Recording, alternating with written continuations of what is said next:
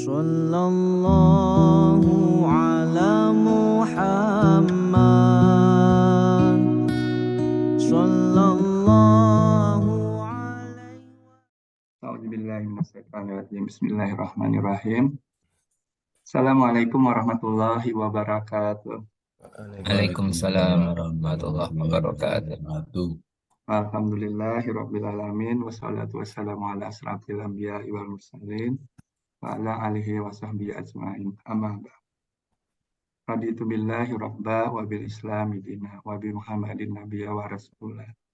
Rabbi jadni ilma warzuqni fahma. Ustaz Profesor Fahmi Amhar Ustaz ya, yang kami muliakan, yang kami hormati. Alhamdulillah kita pagi ini bisa berjumpa kembali setelah 2 tahun, hampir 2 tahun Ustaz.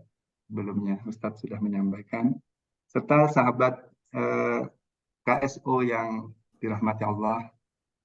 Sebelumnya marilah kita bersama-sama kita memanjatkan puji dan syukur kehadirat Allah Subhanahu wa Ta'ala yang pagi ini dengan taufik dan hidayahnya sehingga kita berkumpul di majelis ini, majelis yang insya Allah penuh dengan keberkahan.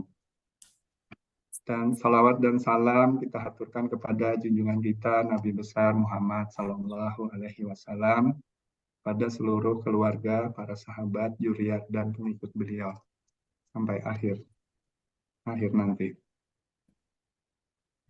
Hari ini Ustadz akan menyampaikan tema haji transformatif, Ustadz ya.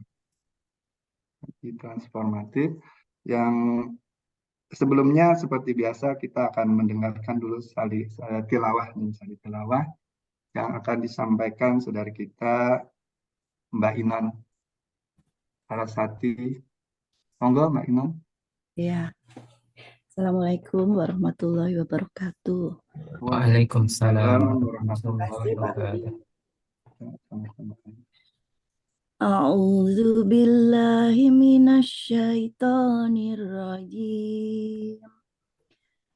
Bismillahirrahmanirrahim. Wa adzin finnasi bil haji ya'tuka rijalan wa ala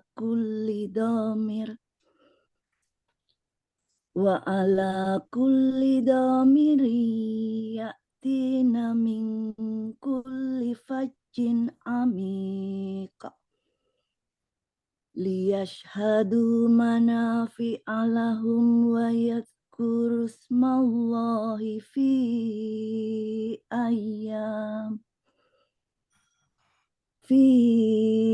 ayyamin ma'lumatin ala ma razaqahum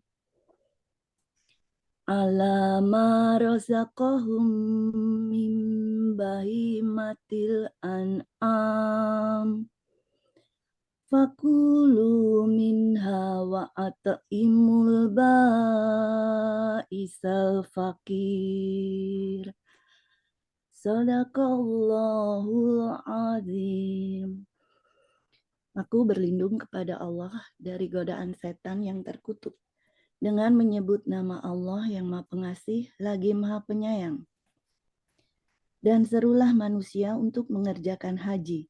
Niscaya mereka akan datang kepadamu dengan berjalan kaki atau mengendarai setiap unta yang kurus. Mereka datang dari segenap penjuru yang jauh, agar mereka menyaksikan berbagai manfaat untuk mereka dan agar mereka menyebut nama Allah pada beberapa hari yang telah ditentukan atas rezeki yang Dia berikan kepada mereka berupa hewan ternak. Maka makanlah sebagian darinya dan sebagian lagi berikanlah untuk dimakan orang-orang yang sengsara dan fakir. Maha benar Allah dengan segala firman-Nya. Assalamualaikum warahmatullahi wabarakatuh. Waalaikumsalam warahmatullahi wabarakatuh. Semoga kita yang mendengarkan dan yang membaca karena dikaruniai Allah dan rahmatnya dengan Al-Quran dan jadikan Al-Quran sebagai pemimpin cahaya petunjuk dan rahmat bagi hamba dunia Allah. Amin ya Allah ya Rabbal. Baik Ustadz, kami persilakan Ustadz untuk menyampaikan materinya. Insya Allah kita sampai jam berapa Mas Andri waktunya? Bisa jam 7 nggih. Jam 7 ya. Baik, termasuk tanya jawab Ustadz. Nggih. Ya. Ya, monggo Ustadz, silakan. Bismillahirrahmanirrahim. Assalamualaikum warahmatullahi wabarakatuh. Waalaikumsalam warahmatullahi wabarakatuh. Alhamdulillahirabbil alamin wassalatu wassalamu ala asyrafil anbiya'i wal mursalin wa ala alihi wa sahbihi ajmain amma ba'du. Alhamdulillah, saudara-saudara sekalian, Allah memberi kita banyak nikmat pagi ini, nikmat umur, nikmat sehat, nikmat waktu, dan juga nikmat iman yang paling penting ya, sehingga kita bisa bersama-sama bertatap maya pada pagi ini ya. Semoga waktu yang kita curahkan hingga sampai sekitar pukul 7 nanti bisa dihitung sebagai amal soleh, sebagai ibadah, dan mendapat ridho dari Allah Subhanahu wa Ta'ala ya. Salam selawat semoga tercurah pada baginda Nabi Muhammad Sallallahu Alaihi Wasallam, keluarganya, sahabatnya, dan para pengikutnya, termasuk kita semua hingga akhir zaman. Sama rahimakumullah. Pagi ini kita akan bahas tentang haji transformatif ya. Ini karena minggu depan sudah Lebaran Haji ya. Jadi semula mau bahas yang lain, tapi kok setelah saya pikir-pikir ini momentumnya yang pas tentang haji ini ya. Nanti yang tema yang lain bisa kita bahas kapan-kapan ya. Jadi ini judulnya adalah haji transformatif ya. Nanti ada aspek sainsnya sedikit ya. Kemudian manajemen dan makna haji ya. Tadi sudah dibacakan ayatnya oleh qori kita ya. Jadi saya terpikir masalah ini tuh ya karena sejak pandemi ini ya sempat di masa pandemi sempat hajinya di stop ya. Saya lupa ya 2020 tuh sama sekali nggak ada atau ada tapi sangat terbatas ya. Kalau 2021 itu di Mekah ada 60.000 orang ya. Indonesia nol ya. Indonesia nol.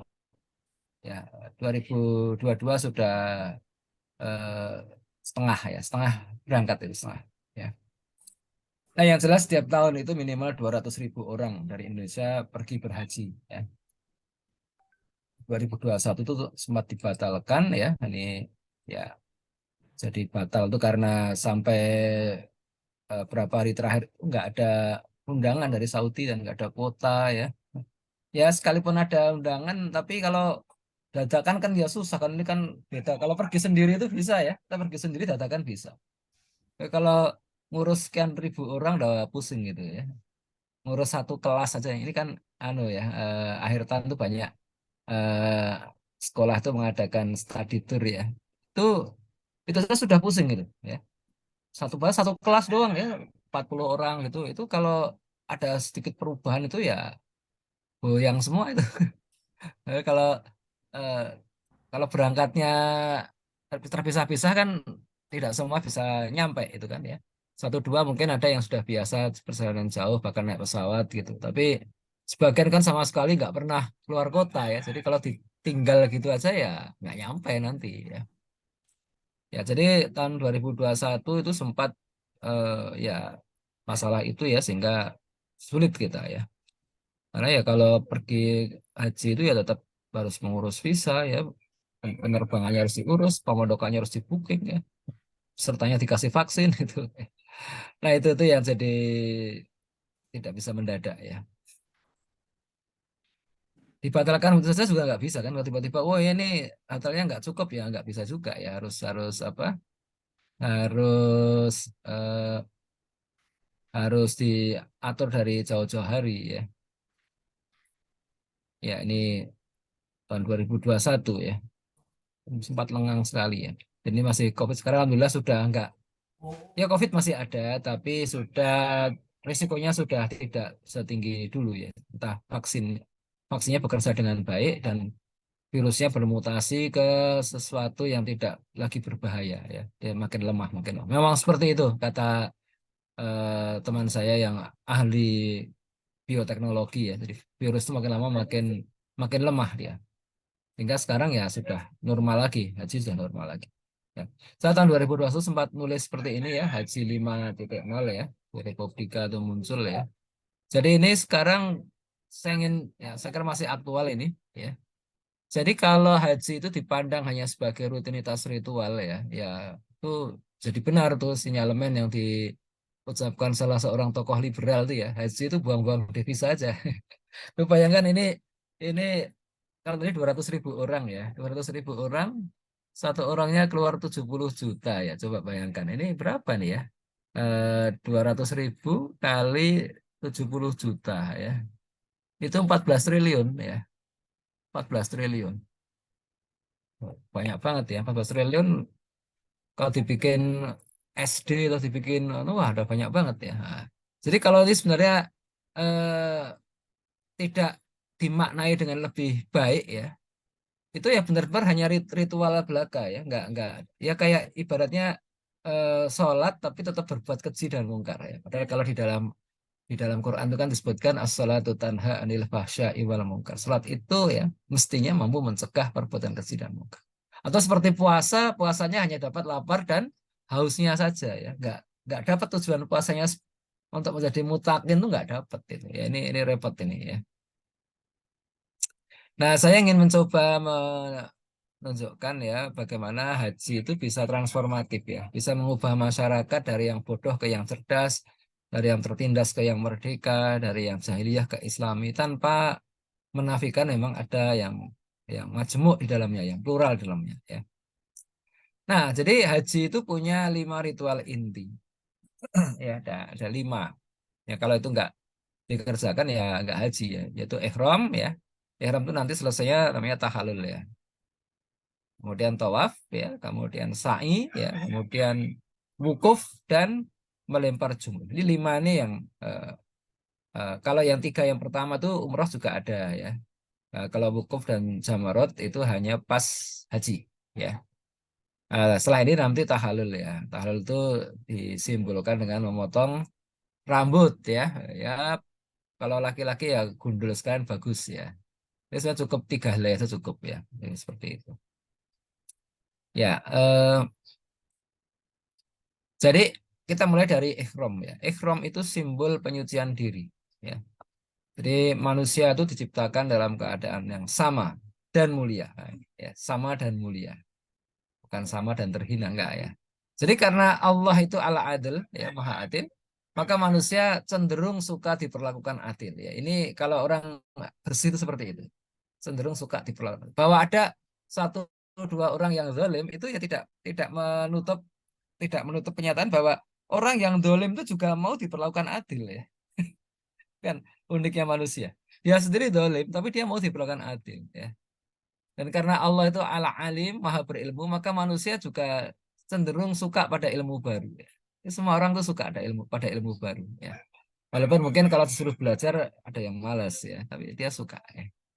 Dan karena Allah itu Ar-Rahman, maha penyayang, maka manusia juga suka disayang.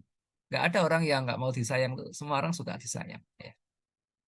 Nah, hanya saja di dunia ini ada manusia-manusia yang curang, yang malas belajar, yang kejam, ya, yang dolim. Ini karena fitrahnya tertutupi kesombongan, ya, atau kerakusan, kedengkian, atau kemalasan. Ya. Jadi sumber-sumber perbuatan dosa itu kan ini, ya, sombong. Sombong itu eh, terjadi pada iblis. Ya. Iblis itu sudah pernah di surga, pernah audiensi dengan Allah, tapi sombong dia disuruh sujud hormat kepada Nabi Adam alaihissalam dia nggak mau ada ya. Kalau rakus itu terjadi pada Siti Hawa dan Adam alaihissalam ya. Jadi mereka sudah tinggal di surga sudah enak tapi cuma dilarang mendekati sebuah pohon ya. Nah itu karena eh, ada sifat rakus itu ya masih pingin melanggar yang diharamkan itu jadilah mereka kemudian dianggap melakukan kesalahan ya. Kalau dengki itu sifat yang terjadi pada Qabil ya, putra Adam ya. Qabil akhirnya membunuh Habil. Kenapa? Karena dengki. Karena Habil dijodohkan sama Iklimah. Iklimah itu saudara kembar Qabil ya, sedangkan maaf. Ya, dan Qabil sendiri dipasangkan dengan Labuda. Labuda itu saudara kembar Habil ya. Labuda parasnya tidak cantik ya, cantikan iklim, nah, itu kofil lah. Dengki itu dengan keputusan itu. Ya dulu Nabi Adam nggak punya pilihan lain ya. Belum ada keluarga yang lain kan, keluarga di manusia cuma keluarga Adam alaihissalam saja ya. Dan Allah mewahyukan begitu ya, itu jadi sombong, rakus, dengki. Nah, kalau kemalasan itu sifat manusia pada umumnya itu malas, nggak mau ya. Secara umum manusia itu banyak kan malas ya. Jadi, nah itu ini harus dihilangkan ya dan dibersihkan dengan ikhram ya. Jadi inilah hati itu harus diikhramkan. Hanya hati yang ikhram ya bersih itu yang bisa menerima hidayah, yang bisa menerima bisa menerima ilmu yang baru ya. Kalau hatinya masih ada kesombongan, ada kerakusan, kedengkian ya, apalagi kemalasan itu susah ya, dapat ilmu yang baru susah ya. Hatinya diikhramkan. Ya, jadi itulah ya sehingga manusia ini potensi diri manusia itu bisa dibangkitkan. Kita ini sebenarnya orang-orang hebat dan keturunan orang-orang hebat. Hanya kadang-kadang masih potensi ya. Nah, supaya potensi ini bisa jadi efektif ya tadi harus diikhramkan dulu ya. Jangan bawa-bawa sesuatu yang akan menimbulkan kesombongan. Bayangkan ada orang males datang ke pengajian dengerin ustadznya ya hanya karena wah ini alma maternya orang ngetop ya. Misalkan orang dia merasa loh saya kan ITB itu yang ceramah itu apa itu sekolahnya nggak jelas gitu. Wah, itu kan ya. Nah, nanti kalau seperti itu nanti ada yang lebih sombong lagi ya. Yang satunya lagi loh, saya kan lulusan luar negeri. Ini apa nih dalam negeri nggak jelas. Ini repot ya seperti ini. Jadi pangkal kesombongan itu muncul ya. Makanya Islam mensyariatkan ihram ya. Ketika ihram itu nggak kelihatan lagi yang laki-laki ya. Dia orang dari negeri mana nggak kelihatan. Kan baju ihram nggak boleh ditempeli apa emblem ya ini dari negara mana gitu kan atau benderanya nggak boleh ya. Nggak boleh itu nggak sah itu ya. Nggak boleh ada jahitannya ya. Kain ihram kasih bendera gitu kan, tempelin gitu nggak boleh ya. Ya. Itu bisa muncul kesombongan. Saya kan dari negara maju ya. Terus ini dari Afrika ini negara nggak jelas. Nggak bisa kayak gitu ya. Bersih harus bersih ya. Jadi itulah ihram memerintahkan manusia untuk membersihkan dari atribut-atribut yang sering menjadi penutup hidayah ya. Atribut yang menimbulkan kesombongan ya dan sebagainya. Kemudian ya setelah hati kita bersih, agar bangkit itu kita juga perlu SOP, perlu standar operating procedure ya, yaitu syariatnya ya. Dan pada syariat ini setiap pribadi yang beriman wajib mengacu, wajib menjadikan referensi, wajib bertawaf ya. Di tawaf itu menjadikan syariat sebagai referensi ya. Kalau pikiran tidak bertawaf pada syariat, dia tuh bisa liar ya, bisa liar, ngarang aja semuanya dikarang aja ya. Sholat subuh ini apaan cuma 2 rakaat ya, harusnya lebih banyak nih 4 rakaat, misalkan begitu ya. Jadi kalau pikiran nggak dikunci dengan syariat, memang bisa liar ya. Bisa liar, apa aja bisa, boleh ya. Ya tadinya diharamkan Allah jadi boleh. Nah, dia mungkin berpikir babi ini zaman sekarang kan beda dengan zaman dulu. Babi itu sumber penyakit ya. Sekarang orang kalau memelihara babi bisa higienis ya. Kayak orang Jerman itu nggak ada tuh yang cacingan ya karena babi ya nggak ada ya. Nah itu jadi itu hal-hal yang liar ya karena orang itu tidak mengacu, tidak bertawaf pada syariat. Atau kalau nggak liar itu beku ya. Jadi kalau tadi itu liberal, kalau ini jumut ya, puas. Di dalam Quran itu yang disebutkan itu cuma, hei orang-orang yang beriman, kalau dipanggil sholat Jumat maka tinggalkanlah bisnismu, ya, tinggalkanlah perdaganganmu, jual belimu. Ya. Yang disebutkan kan hanya bisnis nih Pak. Sedangkan saya ini kan main game. Main game kan bukan bisnis, jadi ya nggak apa-apa, nggak harus tinggal. Makanya kadang-kadang ada orang Jumatan sambil bawa handphone, main game dia. Saya nggak dengerin khutbah, main game. Di masjid tapi dia main game. Nah, ini repot seperti ini ya. Jumut itu ya. Orang-orang jumut itu nggak bisa maju, diajak maju nggak bisa. Ini kayak misalkan ini Kak, Idul Kurban ini. Ada sekarang kan inovasi ya, jadi kurbannya itu dititipin ke suatu lembaga ya, dompet duafa misalnya atau rumah zakat gitu. Lalu kambingnya kan dibelikan, dipotongkan di tempat yang banyak duafanya ya. di tempat-tempat terpencil yang di sana mungkin memang paling yang korban cuma satu orang gitu kan ya, ada tambahi sama dari tadi ya lembaga amal tadi ya, dari kambing kita. Jadi mungkin ada 10 orang berkorban di lereng Gunung Semeru misalkan. Ya, alhamdulillah ya. Loh, kalau nggak begitu ya, kita akan cenderung tinggal di komplek yang kurang lebih sekufu ya, satu level gitu kan ya. Ya gimana nggak satu level, cicilan rumahnya maksimum sepertiga gaji. Jadi gajinya sudah dihitung lah kira-kira gajinya berapa. Ya. Sehingga di rumah di komplek-komplek perumahan itu ya korbannya sangat banyak ya, bisa sampai 10 ekor sapi itu kadang-kadang ya. Di kompleks saya itu 7 ekor sapi dan 30 kambing tahun lalu itu. Wah, sangat banyak. Nah, itu sehingga memungkinkan orang kemudian waduh ini kalau cuma dimakan di sini aja ya sayang ya. Lagi banyak yang sudah tensi tinggi ya. Nah, jadi mestinya memang bisa itu tadi pakai cara tadi dititipkan lembaga terus korbannya di sana kita dapat laporannya saja. Tapi ada orang-orang yang tidak menerima itu. Dia katakan lo korban itu ya harus disembelih di tempat tinggalnya. Ya. Harus dimakan sendiri. Terus kata kapan tuh kan lebih efektif ke fakir miskin. Dia bilang lo nggak perlu, wong yang syarat korbannya kok berkorbannya itu bukan kewajiban memberi makan ke fakir miskin. Waduh, repot seperti ini. Ini jumut ini, beku ya. Dan di Mekah itu eh, binatang kurban yang itu wah, luar biasa tuh. Setiap tahun tuh satu kok semalam bisa bisa 10 tanker ya, 10 tanker khusus untuk binatang kurban dari Australia ke bawah. Bayangkan udah ada 4 juta orang yang haji ya. 3 juta minimal tuh ya, atau 3,5 juta itu harus menyembelih binatang kurban ya, bayar dam istilahnya itu. Bayangkan banyak sekali tuh ya. Itu perlu kapal khusus tuh bawa jutaan domba dari negeri-negeri penghasil domba ya ke Australia gitu ya. Oh, kalau dari mengandalkan domba di sana nggak akan cukup gitu ya. Nah, pikiran yang anti syariat akan liar ya, ikutin hawa nafsu, bukan? Oh, atau kalau yang beku itu kan bertahan dalam tradisi anti modernitas ya tadi ya, nggak boleh korban batu. Bahkan mungkin sekarang nggak boleh itu masjid pakai speaker itu kan. Nabi dulu khutbah itu nggak pakai speaker. Ini repot juga ya. Nah, setelah hati dibuka ya dan kita mengarahkan pikiran dengan tawaf tadi, itu juga masih tidak cukup. Kita perlu kerja nyata ya, perlu kerja keras ya, kerja cerdas, kerja ikhlas. Ya, itulah digambarkan dengan sa'i. Ya dicontohkan Nabi apa ibunda Nabi Ismail ya Siti Hajar itu dia tidak putus asa, dia sudah yakin loh. Kalau nggak yakin nggak mungkin dia mau ditinggal di situ kan.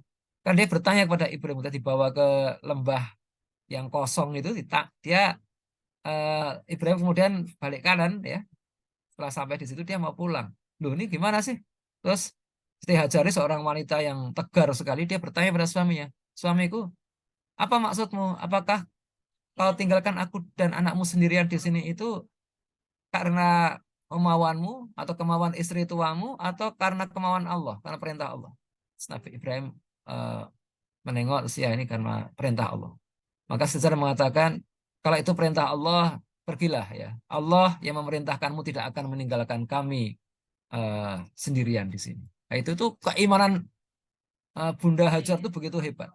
Tapi meskipun begitu ya, ketika Ismail mulai merengek, mulai haus ya, itu Siti Hajar ya dia pertama dengan cadangan air yang dia miliki, dengan susunya ya, dengan apa eh, eh, yang dia miliki gitu.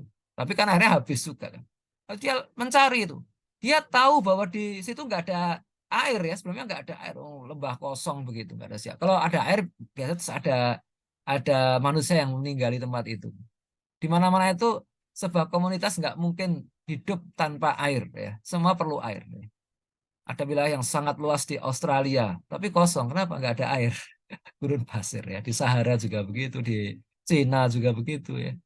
Nah, tapi meskipun begitu, Bunda Acarti masih mencoba ikhtiar ya. Dia mondar-mandir sampai 7 kali Sofa Marwah itu 3,5 kilo tuh total ya, atau lebih bahkan ya. Dia tinggalkan taraf bayinya titik ya, terus dia mondar-mandir gitu. Ya cari boleh jadi Allah menyembunyikan. Ternyata malah air itu ada di ujung kaki Ismail sendiri. Itulah sumur Zam-Zam. Ya. Jadi kita yakin bahwa Allah menyediakan rizki bagi setiap makhluknya, tapi kita menjemput rizki itu dengan kerja keras, ya, dengan sa'i. Ya. Jadi mari kita sa'ikan aktivitas kita. Ya. Kita yakin Allah pasti memberi peluang sukses, hanya harus kita cari di jalan yang halal. Ya. Nah itulah ya 3 prosesi ini ya. Jadi ihram yang membersihkan hati kita dari kesombongan, ya, kerakusan, ya, kedengkian dan kemalasan. Ya. Kemudian kita eh, arahkan hidup kita dengan syariat, ya, berporos pada syariat, acuan benar salah itu syariat. Kemudian kita wujudkan dalam bentuk kerja nyata, ya, kerja keras sambil tetap tawakal kepada Allah, ya. Nah, terus. Nah, setelah ada hasilnya, ya, saya dapat rizkinya, ya. Rizki itu macam-macam, ya, bisa materi, bisa kesehatan, bisa ilmu, bisa jabatan, bisa teman yang menyenangkan, ya. Intinya adalah rezeki itu semua sebenarnya ujian, ya. Alladzi khalaqal mauta wal hayata liyabluwakum ayyukum ahsanu amala. Ya, Allah ciptakan kematian dan kehidupan untuk menguji kalian siapa yang paling baik amalnya, ujian. Maka semua ini harus dihadirkan ke tengah manusia. Hadir satu tempat itu namanya wukuf, ya. Nah, ini pemandangan dari atas, ya. Ini ada bukit kecil ini, ya. Jabal Rahmah namanya, ya. Jabal itu gunung, ya, tapi ya gunung tuh bisa tinggi banget. Ada ini nggak tinggi sih, ini paling berapa 30 meter dari tanah sekitarnya, ya. Tuh, ya. 30 meter lumayan juga, ya. Terus 10 lantai, ya. Ya, banyak yang mendaki itu. Nah, kita wukufkan, ya, di depan Allah. Dan depan Allah itu yang dinilai itu bukan rezeki yang kita dapat, tapi manfaatnya di tengah umat, ya. Di depan Allah yang bernilai, yang menjadikan kita mulia itu bukan berapa harta yang kita dapat, bukan berapa gelar yang kita raih, ya, gelar akademis yang kita raih, bukan berapa tinggi jabatan kita, bukan berapa banyak teman kita yang menyenangkan, bukan, ya. Bukan berapa follower kita, ya, tetapi apa manfaatnya di tengah umat, ya. Apa artinya kaya bila tidak dibagi-bagi ke untuk apa? Apa artinya sehat kalau tidak digunakan untuk amar ma'ruf nahi mungkar, ya. Apa artinya pandai kalau tidak dipakai mencerdaskan umat? Apa artinya berkuasa kalau tidak dipakai untuk menolong yang tertindas? Ini adalah prinsip-prinsip dari wukuf, ya. Gitu. Dan terakhir, ya, kalau sudah dikerjakan semua itu sudah luar biasa, ya. Sudah berikhram, bertawaf, bersa'i, sudah hasilnya berupa diwakafkan, diwukufkan, ya. Tapi pasti masih ada kendala, karena setan-setan kesombongan, kerakusan, kedengkian, itu akan terus bergentayangan menghalangi kita. Maka itu harus dilempari seperti kita melempari jumroh, ya. Kita atasi itu. Nah, setelah dilempar tentu saja jangan dibawa pulang, ya. Makanya batu batu untuk melempar jumroh itu jangan dibawa pulang. Loh, ada orang loh bawa pulang batunya, katanya untuk apa? Untuk jimat, tuh nggak boleh itu, ya. Nah, saudara sekalian, ya, jadi inilah, ya, mengikhramkan hati, mentawafkan pikiran, mensaikan aktivitas, mewukufkan rizki yang diterima dan melempar jumrah pada penghalang amal ini semestinya layak atau mampu dihadirkan oleh siapapun, termasuk oleh mereka yang karena faktor finansial, faktor kesehatan atau kuota belum dapat memenuhi panggilan haji. Ya. Jadi di antara ibadah itu yang paling komprehensif itu haji. Kalau sholat itu yang penting ada kemauan aja, ya, fisiknya masih sakit juga masih bisa. Kalau bisa berdiri ya duduk, bisa duduk berbaring, ya. Itu sholat, ya. Kalau zakat perlu finansial, tapi nggak perlu fisik juga, ya. Puasa perlu fisik, ya, perlu fisik. Kalau nggak kalau sakit ya boleh ditunda kali lain, ya. Boleh juga ganti dengan fidyah. Tetapi kalau haji itu itu ya mental, ya fisik, ya finansial, bahkan lebih dari itu, ya. Banyak orang yang secara mental, fisik, finansial cukup, tapi dia belum dapat kuota.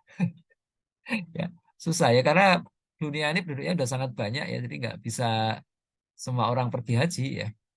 Nah, ada sebuah kisah yang menarik, ya. Ada seorang tabi'in ya bernama Abdurrahman Abdullah bin Mubarak, ya.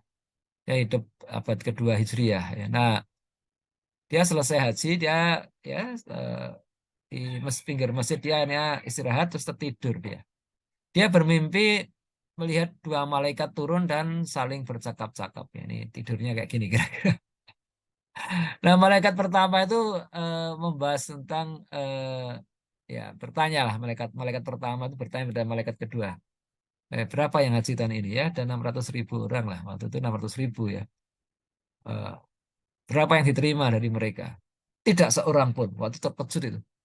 Ya, Abdullah bin Mubarak ya itu seorang tokoh ya, seorang ulama besar dari Yaman. Dia tinggal di Yaman. Kalau 600.000 orang dan nggak satu pun yang diterima, berarti hajinya juga nggak diterima. Wah sedih banget dia. Udah berjalan jauh dari Yaman ke Mekah tuh 1.000 kilo ya, kurang lebih 1.000 kilometer ya. Itu kalau perjalanan ya lebih dari 10 hari ya. Jadi waduh ini percuma nih ya, gimana nih? Terus malaikat kedua tuh mengatakan ya eh, bahwa ada seseorang yang mendapatkan pahala haji meski tidak jadi berangkat. Ya. Nah, ibadahnya diterima dan seluruh dosa telah diampuni. Bahkan berkat dia, seluruh ibadah haji mereka, ya 600.000 orang ini, juga diterima oleh Allah. Kenapa bisa begitu? Itu kehendak Allah, kata malaikat kedua. Ya. Siapa orang tersebut? Namanya Ali bin Al-Muwafaq. Ya. Seorang tukang sol sepatu di kota Damaskus, ya. Di kota Dimashq. Ya. Ali bin Al-Muwafaq. Maka setelah terbangun ya, Abdullah bin Mubarak kan mestinya pulang ke arah selatan ya. Yaman itu kan di selatan Mekah ya. Tapi dia kemudian memutuskan ke Damaskus. Dia lebih jauh dari ke Yaman. Damaskus dari Yaman itu Damaskus dari Mekah itu kurang lebih 1.500 kilometer ya. Di 15 hari ya. Paling sedikit biasanya 15 hari. Dia ke Damaskus, dia cari tukang sol sepatu yang bernama Ali bin Al-Muwafaq tadi. Ya. Nah, cari ini kan ya ini Mekah ya. Mekah di Yaman itu sama 1.000 kilo ke Damaskus ya 1.500. Ini gambarnya nggak pas sih. Kurang lebih ya. Nah, dia telusuri, dia cari di Damaskus ya, cari di pasar, cari di sudut-sudut sampai akhirnya dia ketemu seorang seorang tukang sol sepatu bernama Ali bin Al-Muwafaq. Ya. Maka dia bergegas ke sana. Dia temui seorang pria dengan ini ilustrasi saja ya. Pakaiannya lusuh ya. Benarkah Anda Ali bin Al-Muwafaq? Tanya Abdullah bin Mubarak ya. Betul Tuan, ada yang bisa saya bantu ya. Maka kemudian Abdullah bin Mubarak bertanya, mengapa Ali bisa sampai mendapatkan pahala haji mabrur? Ya bingung dia, oh dia belum belum jadi pergi haji ya. Gimana dia cerita kok bisa dapat pahala haji itu kan? Nah, terus Abdullah bin Mubarak cerita mimpinya tadi kan ya. Maka Ali kemudian bercerita ya. Dia sejak puluhan tahun itu dia menyisihkan uang dari hasil kerjanya ya. Dan kemudian dia sedikit demi sedikit kumpulkan sehingga tahun itu dia punya 350 dirham ya. 350 dirham zaman itu ya itu sama dengan 35 dinar ya. Kalau 35 dinar zaman sekarang itu kira-kira 100 juta ya kira-kira ya zaman sekarang ya. Satu dinar itu 3,5 juta sekarang ya. Nah, itu cukup lah untuk pergi haji. Dulu lebih mahal sih, haji lebih mahal dari sekarang ya karena kendaraannya ya, jaraknya jauh, penginapannya segala macam. Kalau bayangkan dari Damaskus itu jalan kaki ya. Jalan kaki bawa bekal ya. Bekalnya kan lebih mahal ya. Kalau dia punya uang, dia akan ikut kafilah naik unta ya. Mahal itu ya. Zaman dulu itu lebih mahal. Nah, sayangnya Ali gagal berangkat. Karena istrinya saat itu sedang ngidam berat ya. Sedang hamil muda, ngidam berat. Ingin masakan yang aromanya harum ya. Cium harum tuh. Maka Ali mencarinya dan menemukan asal sumber aroma itu dalam sebuah gubuk reot ya. Di situ ada seorang janda dengan 6 anaknya. Ini gambarnya, gambarnya cuma satu. Anaknya 6 yang lain kecil-kecil ya. Maka saya datang kepadanya, saya sampaikan bahwa istri saya ingin masakannya. Ya masak, meskipun sedikit ya. Ini saya bayar deh. Janda itu diam saja. Sehingga saya ulangi perkataan saya. Ya. Tapi janda itu masih tidak ingin memberikan makanan yang dimasaknya. Dengan alasan makanan ini halal baginya dan haram untuk orang lain.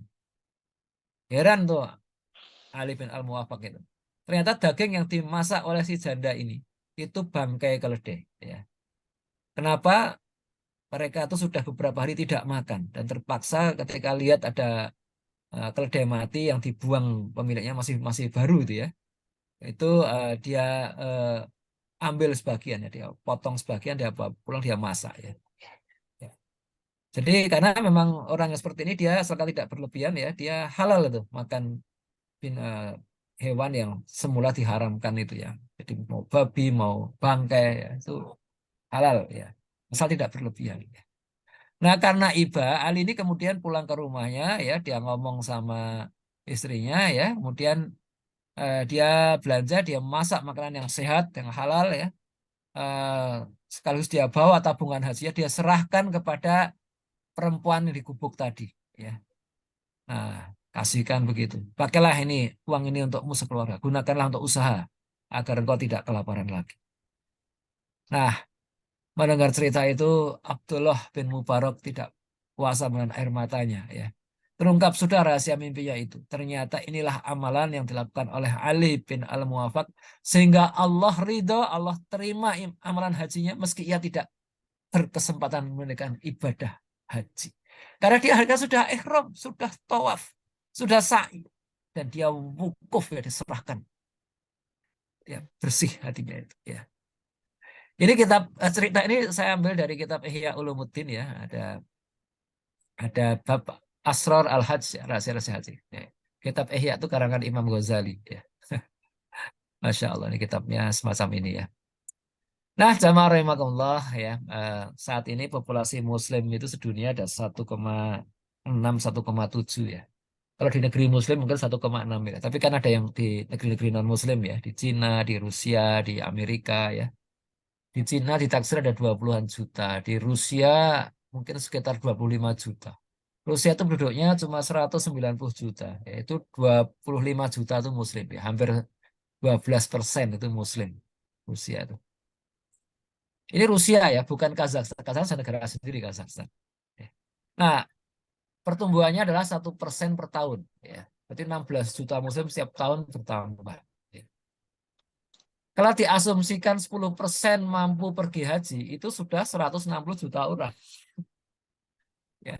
Padahal kapasitas Arafah itu hanya 4 juta orang. Jadi kalau dibagi itu saja, ya 160 juta orang bagi 4 juta orang sekaligus, itu ya 40 tahun itu ya, antriannya itu ya. Kayaknya sekarang ini kuota penduduk luar negeri yang boleh haji itu 1/1000 ya. Jadi dunia itu 1,6 miliar ya, berarti 100 apa? 1,6 juta ya di luar negeri, di luar Saudi. Saudi lebih banyak ya. Tapi juga kena kuota juga. Saudi nggak boleh sebar. Mereka 5 tahun sekali paling cepat itu. 5 tahun sekali paling cepat. Saudi penduduknya sekitar 30-an juta ya. Dan ini adalah peta Makkah, Mina, Musdalifah, Arafah ya. Ya Arafah, berarti Armina ya. Arafah, Mina. Jadi ini sudah ada batasannya yang namanya Arafah itu ya di dalam garis lingkar ini. Inilah Arafah. Dari zaman dulu ya segini aja ya. Ini Mina. Nah Mina itu sudah diperluas ya. Dulu Mina cuma sangat kecil di sebelah sini aja yang ada dekat Jumroh itu. Tapi sekarang sudah diperluas ya di sebelah sana ya. Dan Mina Jadid. Tapi ya sudah segini doang, nggak bisa lebih luas lagi sampai ke Yaman sana nggak bisa. Ya, nggak boleh lah gitu lah. Itu aja dulu sempat ada orang yang menolak itu Mina Jadid itu ya, Mina baru. Ya. Karena kalau lebih ke arah Arafah nanti nabrak dengan Musdalifah nggak mungkin ya. Ini di Padang Arafah ini ada tulisan seperti ini. Ini ada jalan ya. Nah, terus ini ada jalan Arafat and Syir. Jadi yang masuk Padang Arafah ya sebelah kiri ini aja ya. Yang sebelah kanan itu sudah bukan Arafah ya. Seperti itu. Ya. Nah, jadi memang ini persoalan yang pelik ya. Bagaimana? Jadi kalau yang kuota tadi itu sudah fix seperti itu ya, nggak bisa. Kalau di Jamarat masih bisa ini ya, ditingkatkan kapasitasnya, ditingkatkan bisa itu. Di Masjidil Haram juga ditingkat bisa tuh ya. Masjidil Haram di zaman Nabi itu cuma muat 100.000 orang ya. Di zaman Abdullah bin Marwan ya atau zaman Abbasiyah sudah 600.000 orang. Sudah meningkat. Di zaman Utsmani sudah 1 juta orang ya. Nggak kerasa abad yang lalu itu 1 juta orang. Sekarang sudah 4 juta, tingkatkan. Tapi juga ada maksimum yang nggak mungkin lebih banyak lagi. Ya. Itu aja belum masih crowded ya.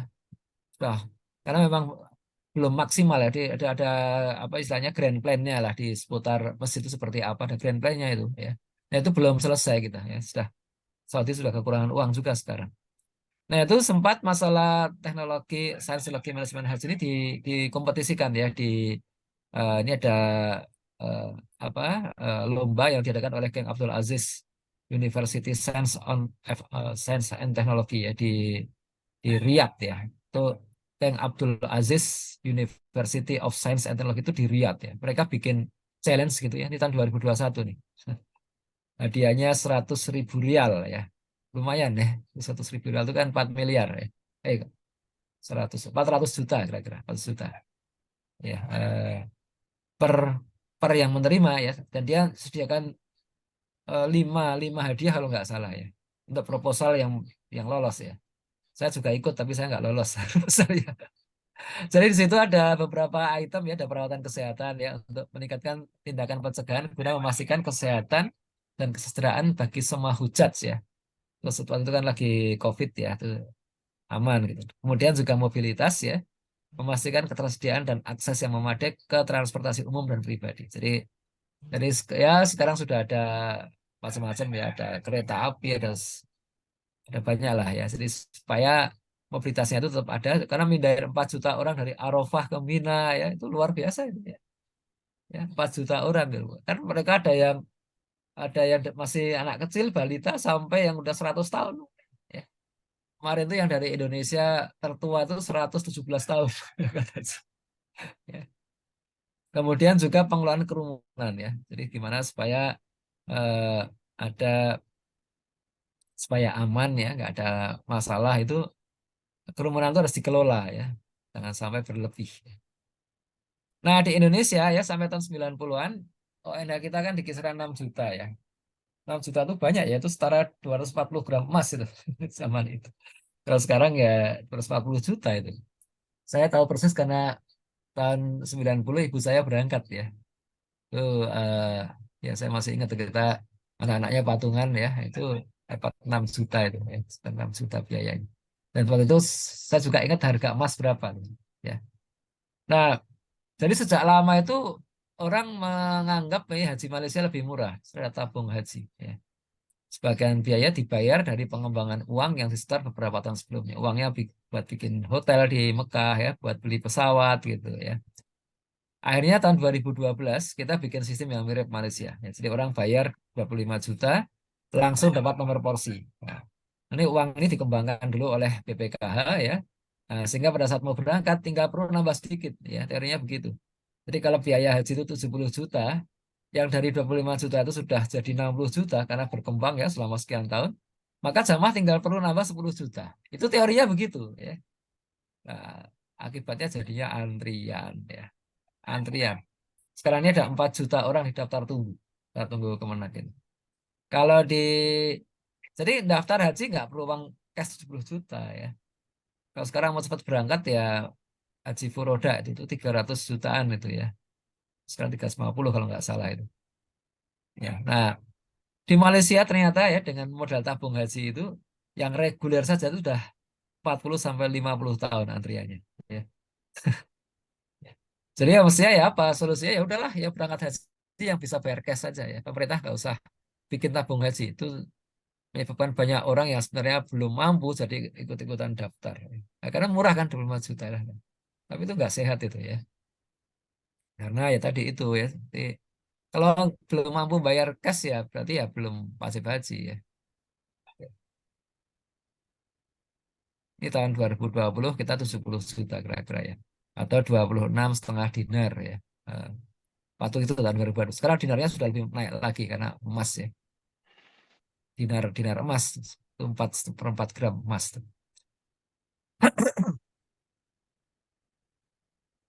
Ya, jadi kenyataannya seperti itu ya. Jadi ya bisa nggak sih itu ONH itu tiba-tiba hilang ya? Ya bisa aja ya. Kalau politik kita memburuk ya, inflasi tinggi ya bisa saja itu uh, zong ya. Lagi ada korupsi kayak Jiwasraya atau Asabri gitu kan ya. Ya, ini kalau yang haji furoda biayanya itu 11.000 US dollar atau 89 dinar ya. 9 sekitar 300-an juta itu, ya. Langsung berangkat itu. Ya. Nah, saudara sekalian ya, Mekah ini memang kota yang unik ya.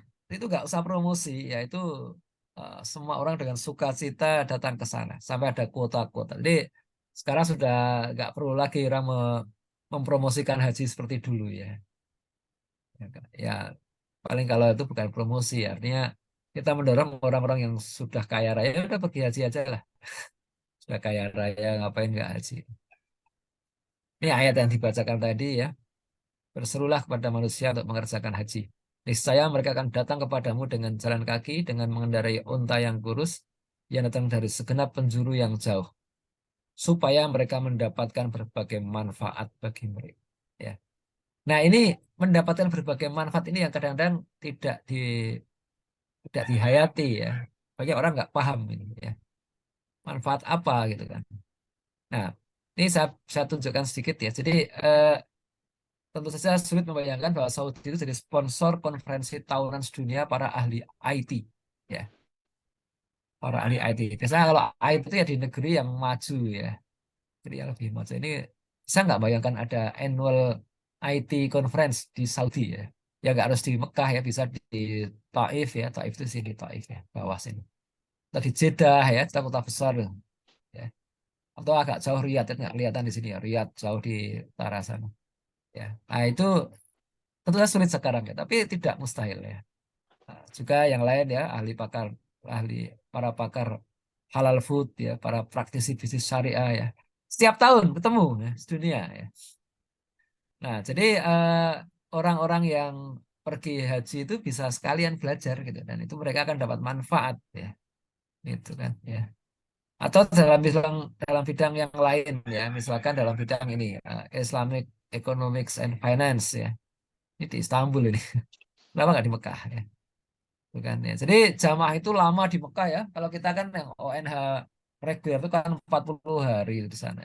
Itu nggak cuma ibadah doang ya, dapat manfaat lah. Pulang-pulang dapat sesuatu itu ya. Ya seminggu di sana ikut konferensi ya, keren gitu ya. Atau ada event kelas dunia ya. Muktamar Ulama Global bisa. Muslim Planner Congress bisa. Islamic Trade and Industrial Expo bisa. Ya, World Muslim Scientist, Technologies and Intellectual Symposia bisa. Bahkan bisa International Islamic Sport and Culture Festival ya. Semacam Olimpiade negeri-negeri Islam. Bisa kayak gitu ya. Ditutup dengan KTT antar pemimpin wilayah Islam kayak gini lah. Ini kan eh, boleh kan ya berimajinasi seperti ini ya. Dan venue timingnya sangat jelas di Mekah sekitar musim haji. Kalau nambah kayak gini paling nambah 1.000 orang ya. 1.000 itu dari tadi delegasi-delegasi gitu. Cukup ya, nggak masalah. Ya. Jadi inilah manfaat dari bedah haji ya. Sebagai satu tutup dengan quote seperti ini, kita memasuki era di mana berhaji tidak menjamin kealiman dan ketakwaan. Ya. Pertanyaan nih, boleh nggak sih ada haji kehormatan ya? Haji honoris causa ya. Baik, itu aja ya teman-teman semua. Silakan kalau ada yang ingin didiskusikan ya. Monggo saya kembalikan kepada Kang Rodian. Iya, terima kasih Ustaz. Alhamdulillah. Baik, kita buka kesempatan. Kalau ada yang bertanya atau yang menambahkan, boleh silakan. Monggo.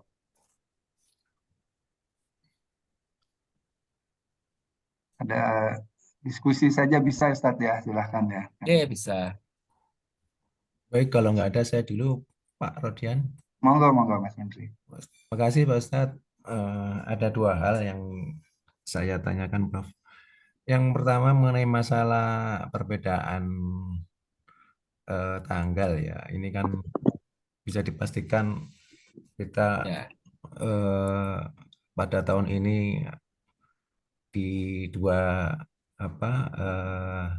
hari raya kita berbeda tanggal karena adanya dua konsep melihat rukyat dan hisab seperti itu ya. Eh,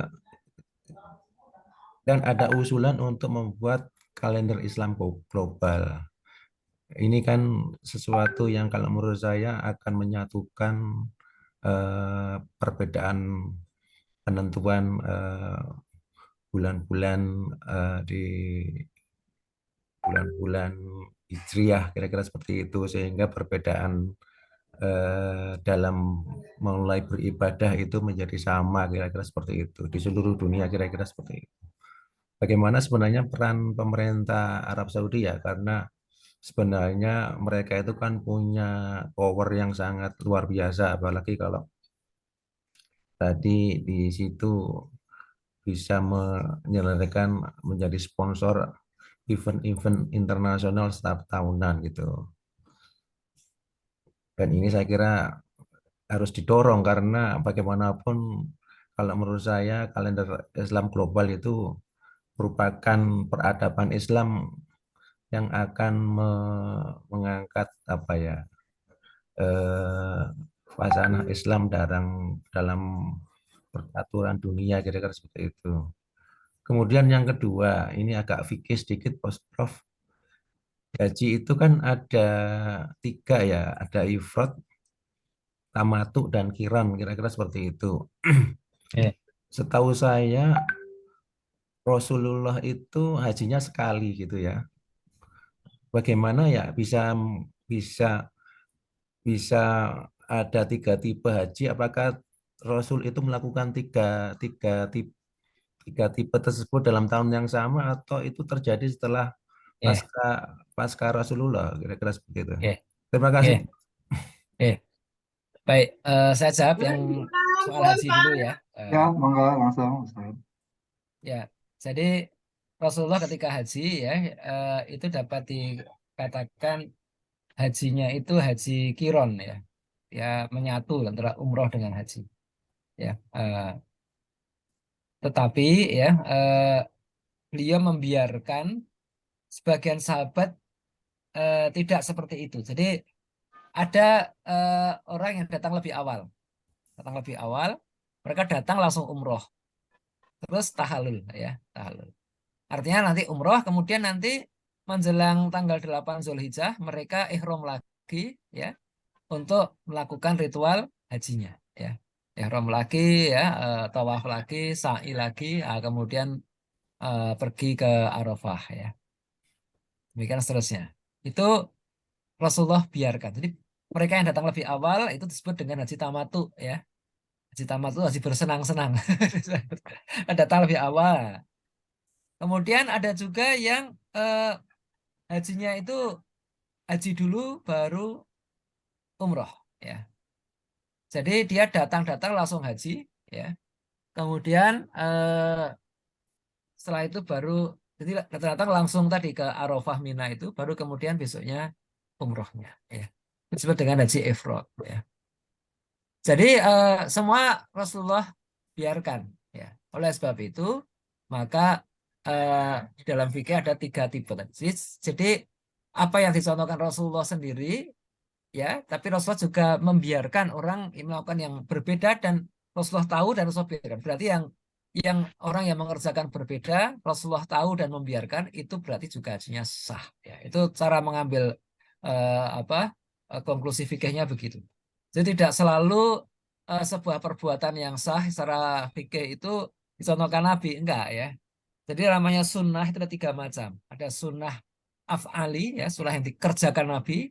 Ada sunnah qauli, itu yang diucapkan Nabi. Dan ada sunnah takriri, itu yang disetujui Nabi. Jadi ada Nabi nggak mengerjakan ya, tapi Nabi membiarkan. Sebagai contoh adalah Nabi itu tidak makan dob ya. Dob itu kadal gurun ya. Kadrun, kadal gurun. Jadi ada semacam kadal yang hidup di gurun ya. Itu dimakan oleh orang-orang sahabat Nabi waktu itu. Nabi hanya melihat saja. Dia tidak ikut makan ya. Karena waktu Nabi nggak ikut makan, tapi Nabi membiarkan para sahabat memakan binatang itu, ditangkap, disembelih, dan dikulitin, dibakar gitu ya. Itu boleh, jadi nggak selalu semua yang sah secara fikih itu dicontohkan Nabi. Bahkan ada perbuatan yang dikerjakan Nabi, tapi itu haram bagi muslim yang lain. Ada ya. Sebagai contoh, Nabi itu bisa puasa wisol ya. Puasa wisol itu puasa nyambung, nggak pakai buka ya. Jadi hari ini puasa, besok puasa, malam nanti nggak buka ya, langsung. Itu Nabi boleh ya. Para sahabat melihat itu ya. Tapi kalau orang lain nggak boleh ya. Nabi punya kekhususan dalam masalah itu. Atau gini, ketika turun wahyu di surat An-Nisa yang membatasi jumlah istri ya, itu para sahabat yang istrinya lebih dari 4 terpaksa menceraikan istrinya ya. Ada yang istrinya 6 ceraikan 2 ya, ada yang istrinya 10 ceraikan 6 gitu ya. Tapi Nabi tidak menceraikan istrinya. Dan Nabi istrinya yang hidup satu ada 9 ya. Itu khusus untuk Nabi. Jadi bahkan Nabi itu ya ada di dalam Quran ada surat yang menyampaikan bahwa Nabi setelah turunnya ayat itu tidak boleh lagi mengganti istrinya. Jadi yang ada diceraikan terus dia menikahi wanita yang lain ya. Nah, padahal Nabi itu nggak punya anak laki-laki ya. Itu nggak boleh ya. Dan istri-istri Nabi itu tidak boleh dinikahi oleh orang lain ya. Setelah Nabi nggak ada, setelah Nabi wafat tidak boleh dinikahi oleh yang lain. Ya. Itu juga khusus untuk Nabi. Ya. Kalau orang lain boleh, mau gimana ya. Ya, jadi itu bahkan Allah mengatakan menikahi janda-janda Nabi itu adalah kekufuran ya. Perbuatan fasik dan kufur. Jadi yang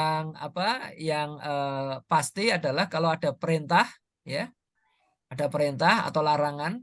Kalau perintah maka dilihat ada sanksinya enggak ya. Kalau enggak ada sanksinya berarti perintah itu sunnah hukumnya ya. Jadi tidak wajib ya. Tapi kalau ada sanksinya berarti wajib ya. Larangan, Nabi melarang sesuatu. Ada sanksinya enggak kalau dikerjakan? Kalau ada sanksinya berarti larangan itu haram ya. Tapi kalau enggak ada sanksinya dibiarkan saja berarti itu makruh. Jadi begitu. Jadi Rasulullah itu menyuruh seorang muslim itu kalau minum itu duduk ya. Duduk. Tapi suatu ketika ada sahabat minum itu enggak duduk. Itu Nabi biarkan tuh, Nabi tahu berarti itu sunnah ya, bukan wajib. Andai kata itu haram ya, minum sambil berdiri, andai kata itu haram, pasti Nabi segera menegur dan menyuruh orang yang sahabat yang minum sambil berdiri tadi untuk duduk begitu. Tapi itu nggak dilakukan. Jadi itu hal yang kita paham dalam fikih seperti itu. Kemudian sebelum saya jawab juga ini ada dari Mbak Nana dari Batu di kolom chat ya. Apakah ada program percepatan haji untuk lansia ya? Jadi gini ya, tentu saja saat ini pemerintah mendahulukan lansia ya. Jadi yang sudah kadung mendaftar ya itu sudah kadung mendaftar itu didahulukan ya yang lansia. Nah, bagaimana yang belum mendaftar yang belum mendaftar ya nggak bisa bisa harus daftar dulu ya. Nah, ini memang kalau belum punya uangnya ya berarti nggak wajib ya harus punya uangnya dulu ya. Dan uangnya sebenarnya aslinya biaya haji tidak sekedar biaya pendaftaran enggak ya. Jadi kalau ada orang yang memang kaya raya ya dia punya rumah 10 misalnya ya, rumahnya banyak. Ya jual satu lah ya, jual satu 700 juta lah. Terus hajinya pakai haji furoda aja yang tahun ini langsung berangkat begitu ya. Bahkan sampai hari gini ya, sampai hari ini tuh masih ada yang slot loh. Saya ada teman itu yang dia pengusaha travel itu, dia masih suka nawarin di WA Group itu. Masih ada haji furoda ya. Nah, memang tadi meskipun sudah daftar ya, tapi kan tetap ya ada asas keadilan nih daftarnya kapan gitu kan. Kalau semuanya lansia semua ya kasihan panitianya ya. Kalau semua lansia semua kasihan. Jadi harus ada keseimbangan ya. Ya bayangkan kalau lansia semua, waduh itu panitianya setengah mati itu. Jadi harus ada keseimbangan. Biasanya eh, apa maksimum 20% ya yang lansia itu. Itu juga sudah cukup berat ya. Jadi satu lansia dikawal oleh 4 yang masih segar bugar lah, masih cukup muda lah. Dan 60 tahun masih muda itu ya. Jadi yang lansia itu yang di atas 60 tahun gitu ya. Padahal sekarang 60 tahun ya macam-macam ya. Ada yang 50 tahun sudah lansia kena diabetes gitu kan udah kayak lansia banget tuh 50 tahun ya. Tapi kalau sehat ya 70 tahun masih segar bugar gitu kan ya. Baik, kemudian tadi pertanyaan yang pertama tadi tentang kalender Islam global ya.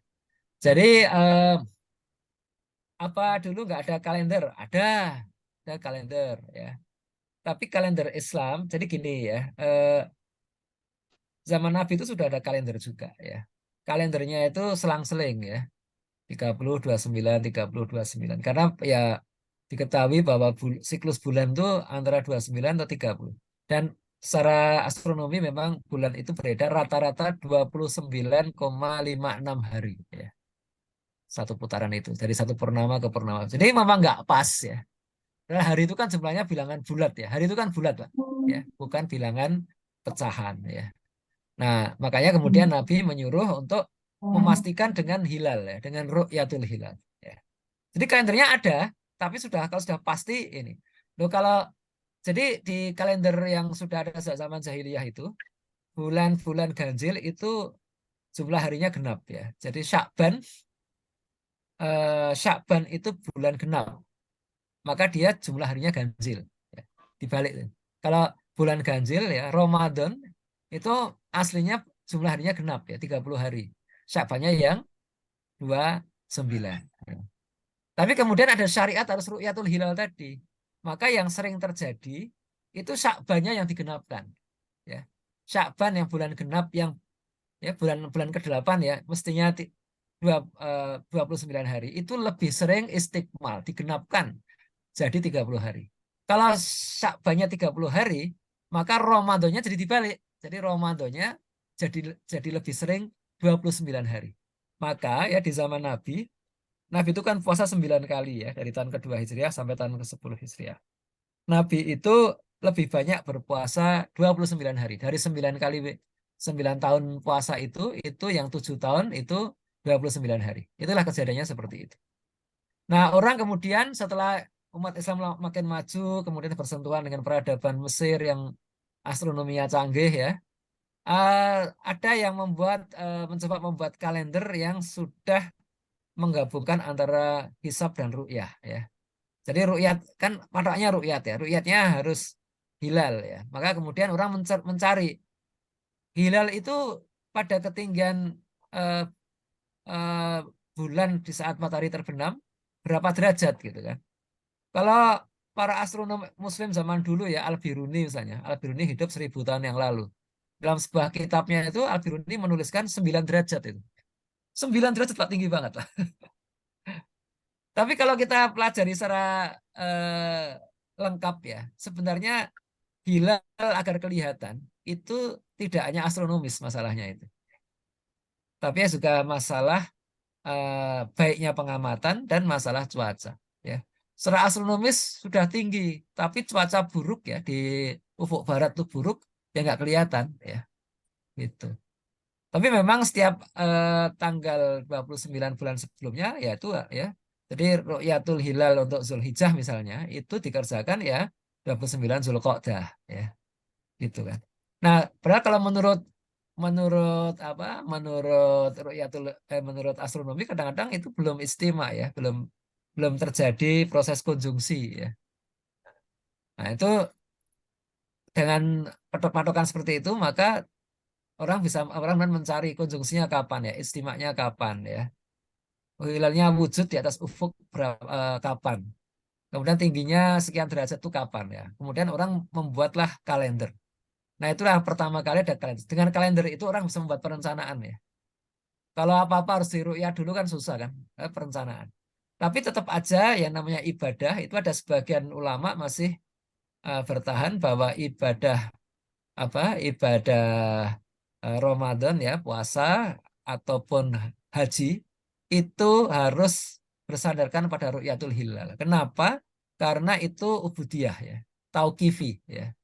Itu harus plek ya, sesuai. Dan mereka menganggap ru'yatul hilal itu ibadah ya, ta'abudi ya.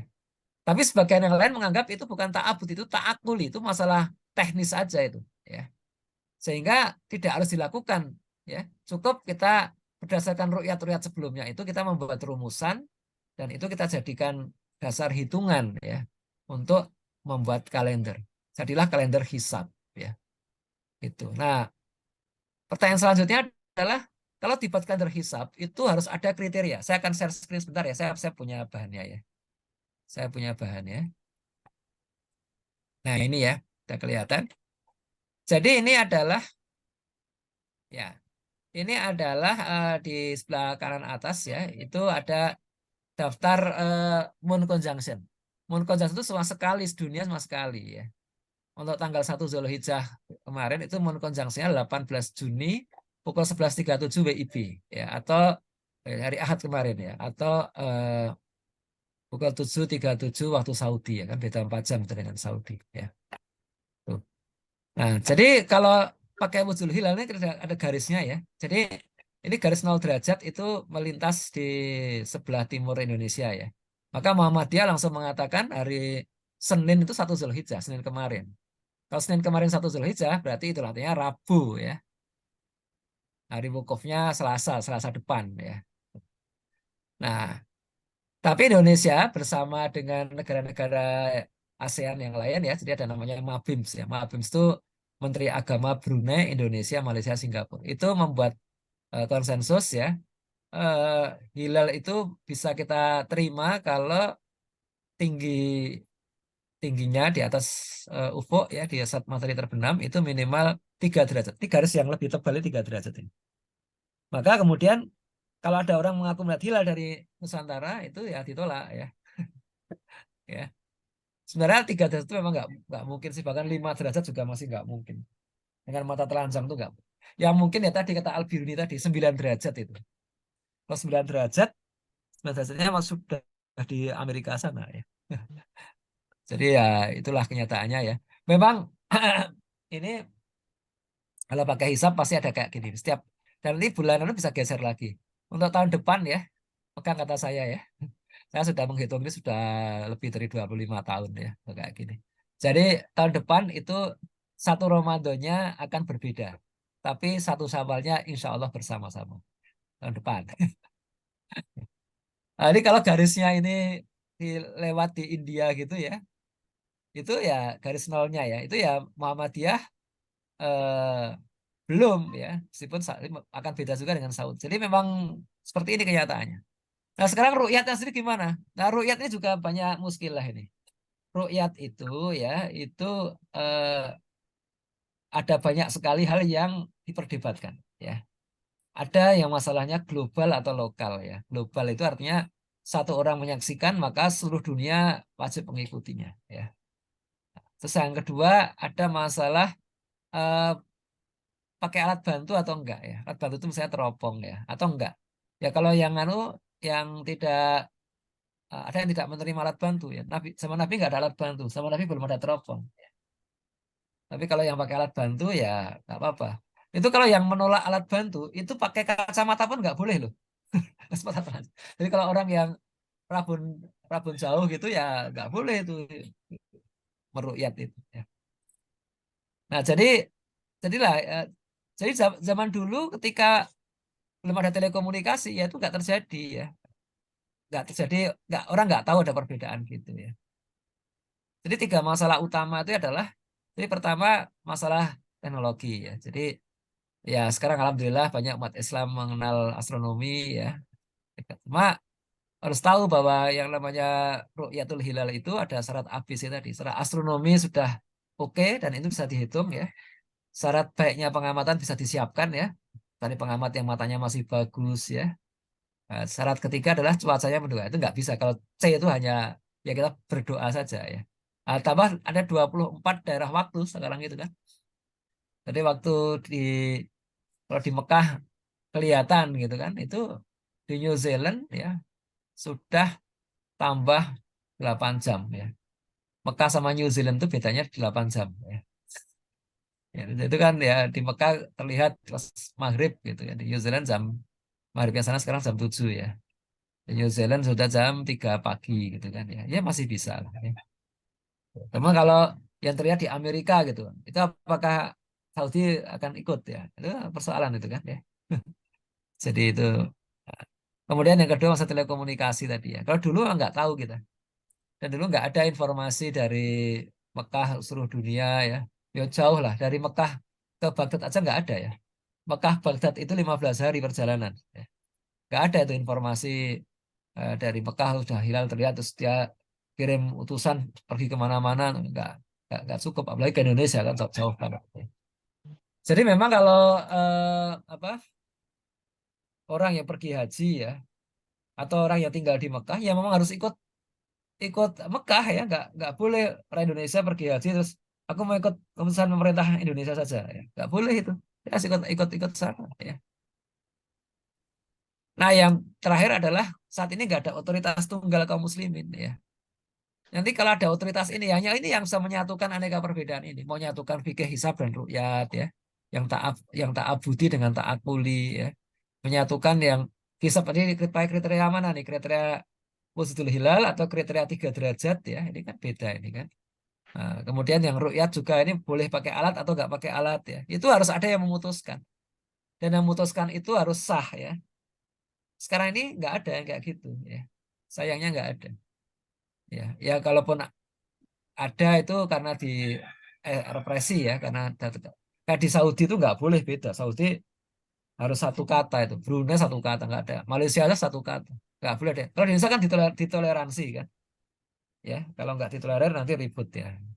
Sekarang dikasih libur ya, yang bikin para apa pengusaha pada nangis ya. Kalau libur kan tetap harus dibayar. Kalau karyawannya masuk kan dapat uang lembur itu. Ya.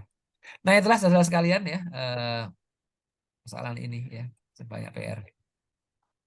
Silakan kalau ada lagi masih ada waktu. Ya, Baik Ustaz, mau menambahkan ini Ustaz pertanyaan. Kalau itu tadi kan terhadap menghitung tanggal satunya ya Ustaz ya, untuk seragam apa tanggal satunya diambil kapan gitu ya Ustaz ya. Nah kalau ya, kan ada yang pendapat bahwa wukuf itu yang di Padang Arafah gitu acuannya. Jadi tidak melihat ke situ lagi, itu gimana Ustaz? ya kalau di Arafahnya nggak ada wukuf gimana Pak? Kayak tahun 2020 gitu nggak ada haji. Apa nggak ada puasa Arafah? Kan bingung juga. Lagi Iya, pula ada orang yang kemudian memprotesnya sebenarnya kita masih 1 hari Pak, karena bedanya nggak ada 24 jam. Ya. Ini kita jadi harinya berbeda tuh karena sejak tahun 1884 ya, kita punya garis tanggal internasional Pak. Ya kan? Sebelum sebelum 1884 itu nggak ada garis tanggal internasional ya. Jadi ya eh, bisa dianggap 1 hari. Malah sekarang ini ada orang yang menyebarkan keraguan nih ya. Jangan-jangan kita ini sekarang ini sebenarnya sholat Jumatnya di hari Kamis nih. Jadi sholat Jumat yang benar tuh yang hari yang sekarang kita sebut hari Sabtu itu kan ya. Jadi kita setelah Mekah gitu. Tapi itu sulit diterima karena di zaman Nabi itu orang pergi ke timur, ke barat ya, pergi ke Yaman, pergi ke Mesir ya, itu ya membawa nama harinya. Jadi dia tiap lihat matahari tenggelam dia coret 1 hari masuk hari berikutnya. Dan itu ya konsisten ya sampai kemudian abad 17 ya, itu pelaut dari Spanyol ya sampai ke Filipina, dia merasa itu hari Sabtu, padahal di Filipina hari Minggu. Bingung dia. Ya, gimana ini? hmm. Ya, di Filipina sudah hari Minggu, tapi orang Spanyol ini yang eh, menuju ke barat ya, dia eh, lewat ujung Amerika ya, Amerika Selatan terus menyeberangi Samudra Pasifik, ya, itu merasa itu masih hari Sabtu, ya. Nah, maka kemudian tahun 1884 ya itu ada konferensi Pak kok di Istanbul, di Washington DC ya, namanya konferensi Meridian ya, yang datang para perdana menteri, ada menteri luar negeri juga dan ada para astronom, para geografer, para pelaut gitu kan, membicarakan bagaimana mengatur agar di seluruh dunia itu kata hari itu definisinya jelas ya. Nah, kemudian ada diputuskan kalau kita mesti punya namanya IDL ya, International Deadline ya, garis tanggal internasional. Dan ditaruhnya di tempat yang tidak banyak manusianya, tidak banyak juga pelayaran yang melintasinya. Taruhlah di Samudra Pasifik, Pak, tengah-tengah. Ada penyesuaian sedikit terhadap negara-negara kecil di situ ya. Nah, jadi kalau orang dari Hawaii pergi ke Jepang begitu ya, itu dia loncat, Pak. Harus loncat 1 hari ya. Berangkat dari Sabtu ya, mataharinya belum tenggelam. Jangan hari Sabtu, hari Jumat ya, Jumat pagi berangkat ya. Mestinya Jumat sore nyampe, tapi dia ketika nyampe ke Jepang dia sudah Sabtu sore. Jadi dia nggak Jumatan, Pak. Jumatan sudah hilang. Ya. Sebaliknya kalau dari Jepang berangkat Jumat sore ya, mestinya sampai HW itu Sabtu pagi gitu kan. Sampai HW Jumat pagi, Pak. Jumatan lagi gitu. Ya. Saya pernah ngalami itu, Pak. Ya. Iya, iya. Saya pernah berangkat dari Filipina ya, naik pesawat ya, ke Hawaii gitu ya, berangkat Sabtu sore ya, sampai Hawaii Sabtu pagi, Pak. Jadi hari Sabtu lagi saya. Ya. Emang harus begitu, Pak. Kalau nggak gitu nggak konsisten hari itu ya. Konsisten. Jadi nah coba jadi dulu para mubalik yang berdakwah ke Nusantara itu kan membawa nama hari begitu kan. Harinya konsisten. Jadi kita ini hari itu sudah sama. Ya cuma sebenarnya kalau karena bumi itu bulat, dulu kan orang nggak memahami bumi itu bulat ya. Jadi kalau bumi datar ya nggak ada masalah gitu. Ini bumi itu ternyata bulat ya. Ujung paling barat itu juga di timur ternyata ya. Ya jadi akhirnya terus muncul persoalan tadi. Ya. Iya. Jadi mengikuti tempat di mana kita berdiri ya, Ustaz ya. Ya bisa begitu ya. Jadi ini tadi ya ini dua argumentasi ini tidak putus karena yang berhak memutuskannya nggak ada, Pak. Ya. Oh, gitu ya. Yang berhak Iya, memutuskan itu kan imam ya. Imam itu iya. khalifah ya. Ada kaidah di fikih itu ya, namanya apa? Kalimatnya adalah amrul imam yarfaul khilaf ya. Keputusan imam ya, Imam A'zam. Imam A'zam itu di kitabnya Al-Mawardi ya, Al-Ahkam As-Sultaniyah itu maknanya adalah imamul muslimun ya. Imamun muslimin. Imamul muslimin itu artinya khalifah ya. Yang menyatukan umat Islam di seluruh dunia. Nah, itu sekarang nggak ada khalifahnya, Pak. Ya, sudah 100 tahun nggak ada khalifah. Jadi ya nggak bisa diputuskan. Oh, iya. Ya, kembali ke Itu persoalan. keyakinan masing-masing aja, Ustaz ya. Iya, nanti dihisap masing-masing nanti kan. Kalau misalkan dia ikut Muhammadiyah, nanti dihisapnya kenapa kamu ikut Muhammadiyah? Kalau ikut pemerintah juga dihisap juga kenapa kamu ikut pemerintah? Ya, seperti itu. Ya, ya. Ya, baik Ustaz. Ada yang bertanya lagi sebelum jam 7? Kalau masih ada kita Mas Rodian, mungkin Iya. tanya lagi lanjutannya yang tadi yang ditanyakan Mas Endri itu. Monggo, monggo. Lalu begini, kalau di Arafah tanggal 9 wukuf di Arafah, kita di sini berpuasa. Kemudian di Arafah besoknya kan tanggal 10, berarti Idul Adha.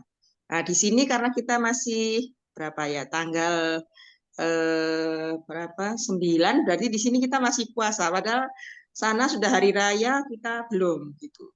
Padahal puasa pada saat Idul Adha kan hukumnya haram, Ustadz. Nyun Ya, tapi itu sewu. kan tergantung keyakinannya itu. Kalau Oh, kita begitu, Pak. yakin kalau kita yakin itu masih tanggal 9, ya berpuasanya sunnah ya.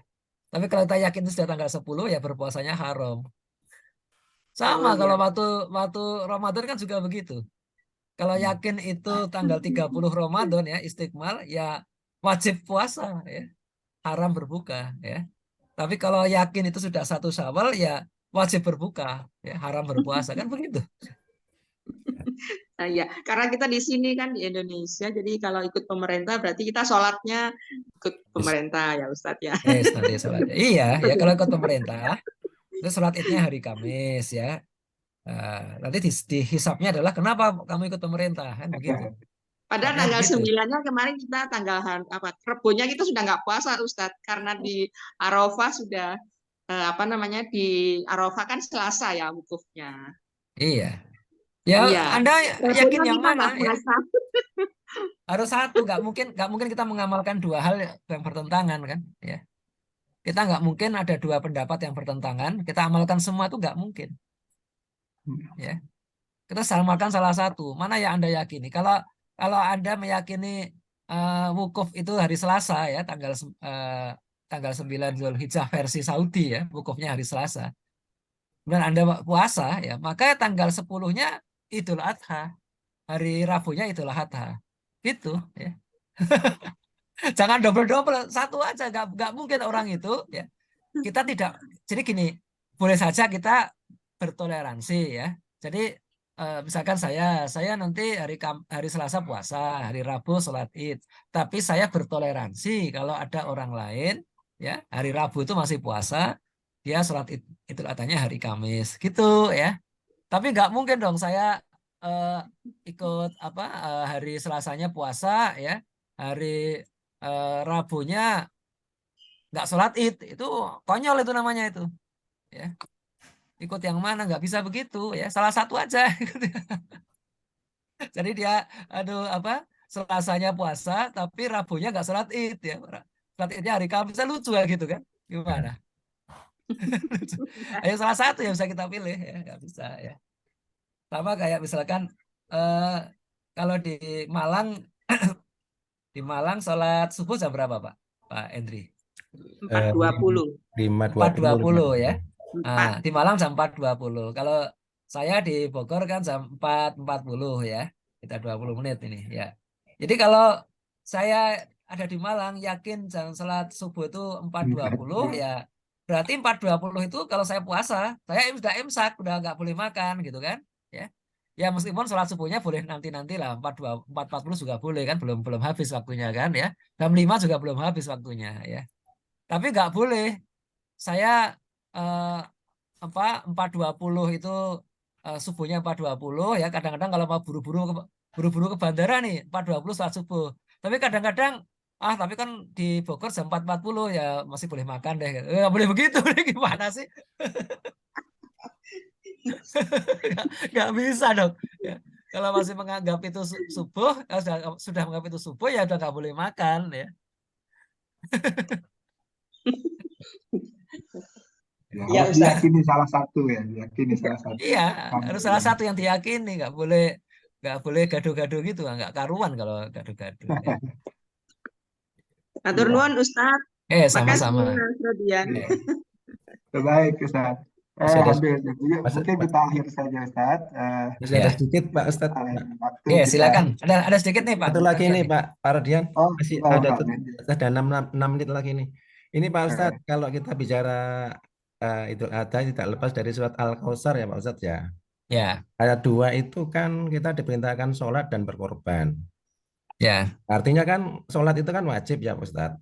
Apakah korban ya. itu juga wajib ya? Oh, nah itu gini ya. Itu tafsir ya, sebenarnya tafsir ya. Jadi eh, tafsir bahwa inna a'tainakal kautsar fasolli li rabbika wanhar. Ya, fasolli sholatlah ya pada Allah dan berkorbanlah ya. Ya. Nah, sebagian mufasir menganggap ini perintah wajib ya, karena sholat itu wajib, maka berkorban wajib pula. Sebagian mufasir yang lain tidak begitu memandangnya ya. Harus melibatkan dalil yang lain. Dalil yang lain itu apa? Jadi dalil yang lain itu adalah bahwa Rasulullah mengatakan shollu ala ro'aitumuni usolli. Sholatlah kalian dengan buat aku sholat. Jadi para sahabat melihat Rasulullah sholat itu tidak selalu sholat yang diwajibkan. Ya. Rasulullah juga sholat duha. Sholat duha itu nggak wajib. Ya. Sholat tahajud. Tahajud itu bahkan di Quran disebutkan ini hanya nafilah, amatan nafilah. Ya. Jadi tambahan aja, nggak wajib. Ya. Jadi tidak semua sholat itu wajib. Ya. Nah, demikian juga korban. Ya. Korban itu nggak wajib. Ya. Kenapa? Karena dilihat ya orang yang tidak punya binatang korban ya enggak ya, dan juga korban itu Nabi itu Rasulullah sendiri pernah berkorban itu 1 ekor untuk diri dan keluarganya, 1 ekor untuk umat Islam ya. Jadi tidak satu orang satu ya, 1 orang sekeluarga juga boleh ya. Nah, ini kemudian melihat bahwa yang namanya perintah itu tidak semuanya otomatis wajib ya. Tadi sholat pun nggak semua sholat itu wajib. Ada sholat yang wajib, ada ya, ada sholat yang tidak diwajibkan. Bahkan para mufasir berdebat sebenarnya ayat surat Al-Kautsar itu turunnya kapan ya? Surat Al-Kautsar turunnya setelah Isra Mi'raj atau sebelum Isra Mi'raj? Kan surat Makkiyah itu kan ya. Nah, itu ternyata macam-macam juga ya. Kalau sebelum Isra Mi'raj, sholat itu belum jelas, Pak. Nabi itu sholat, tapi sholatnya itu masih belum 5 waktu ya. Kadang lebih, kadang kurang, dan jumlah rakaatnya juga berbeda-beda. Jadi malaikat Jibril itu baru memberitahu tentang sholat 5 waktu dan segalanya itu diduga keras setelah Isra Mi'raj ya. Jadi seperti itu ya. Makanya kalau jumhur ulama memandang korban itu tidak wajib, Pak. Korban itu sunnah. Beda dengan dam ya. Dam ya, binatang ternak yang wajib dibayarkan kalau orang haji tamattu atau haji kiron ya. Itu wajib, Pak. Itu bukan sunnah ya. Nah, cuma eksekusinya apakah di Mina ataukah di tempat lain, nah itu cerita lain lagi. Faktanya saat ini tempat penyembelihan hewan kurban di Haramain itu ya, itu jauh Pak, di luar Mina juga itu ya. 30 kilo dari Mina. Jadi ada rumah penyembelihan yang sangat besar ya. 30 hektar Pak, rumah penyembelihannya itu. Gede banget. Ya karena binatang yang disembelih jutaan Pak. Ya. Itu menyembelihnya di luar Mina ya. Dan apakah menyembelihnya pada hari itu aja? Itu wallahu alam juga. Yang jelas para hujjaj ya, para orang yang naik haji itu sudah membayarnya sebelum mereka hari tasyrik itu ya. Ya ada yang menyembelih langsung ya fisik, tapi sedikit sekali Pak. Nggak akan cukup tempatnya Pak kalau semua orang akan menyembelih itu ya, nggak akan cukup tempatnya itu ya. Dan nanti siapa yang makan juga ya. Jadi disembelihnya di tempat pemotongan hewan yang sangat besar itu ya. Dan itu kemudian juga dikalengkan ya, dibuat daging korban kalengan gitu, dibagi-bagikan oleh Saudi ke negeri-negeri yang membutuhkan ya, ada ke Somalia dan ke Uganda dan sebagainya. Jadi enggak. Makanya kemudian ada masalah manajemen dan teknis yang lain kan. Perlu nggak sih semua kambingnya dibawa ke Saudi gitu? Ya kan? Apa enggak usah gitu? Apa usah ini kan daerah yang membutuhkan Somalia. Udah kambingnya langsung bawa ke Somalia aja daripada ke Saudi dulu. Itu pertanyaan teknis dan fikih itu ya. Jadi nggak tahu sekarang para fuqaha sudah memutuskan seperti apa. Karena ya itu luar biasa Pak. Bayangkan membawa 3 juta sampai 4 juta domba Pak ke Saudi itu. Wah itu luar biasa tuh Pak. Persoalan yang luar biasa tuh ngasih makannya segala macam itu kan ya. Untung makanannya bukan Pak, bukan rumput Pak. Makanannya sudah pelet gitu ya. Jadi sudah kering gitu, makanan kering gitu ya, kayak pelet ya. Udah gitu aja ya, kasihkan. Dari Australia itu paling banyak, Australia sama New Zealand itu ya. Tapi ya bawa 1 juta kambing itu luar biasa Pak. Berapa puluh tanker itu ya, berapa puluh kapal tanker tuh bawa itu ya. Jadi itulah yang terjadi ya. Jadi korban itu hukumnya sunnah Pak, sunnah muakkad ya. Sama seperti sholat id juga hukumnya sunnah muakkad Pak. Oke, cukup Pak ya. Ya, Nah, baik Ustaz. terakhir 7 sebelum Ustaz. ditutup ini ya, saya ada permintaan tadi untuk mendoakan ya mendoakan yang baru saja meninggal ya. Marilah kita doakan almarhum Ustadz Ibnu Rahman Al-Buhri yang meninggal Rabu kemarin ya yang menurut informasi sudah sering juga mengisi kajian rutin ini. Marilah kita baca untuk beliau ya, kita bacakan Al-Fatihah bersama. Al-Fatihah. A'udzubillahiminasyaitonirrajim. Bismillahirrahmanirrahim. Alhamdulillahirabbil alamin. Arrahmanirrahim. Maliki yaumiddin. Iyyaka na'budu wa iyyaka nasta'in. Ihdinas siratal mustaqim. Siratal ladzina an'amta 'alaihim ghairil maghdubi 'alaihim waladdallin. Demikianlah kurang lebihnya mohon maaf. Al-afu minkum. Wallahu muwaffiq ila aqwamit thoriq. Billahi taufiq wal hidayah. Ud'ulu fis silmi kafah fastabiqul khairat. Assalamualaikum warahmatullahi wabarakatuh. Waalaikumsalam. وجعل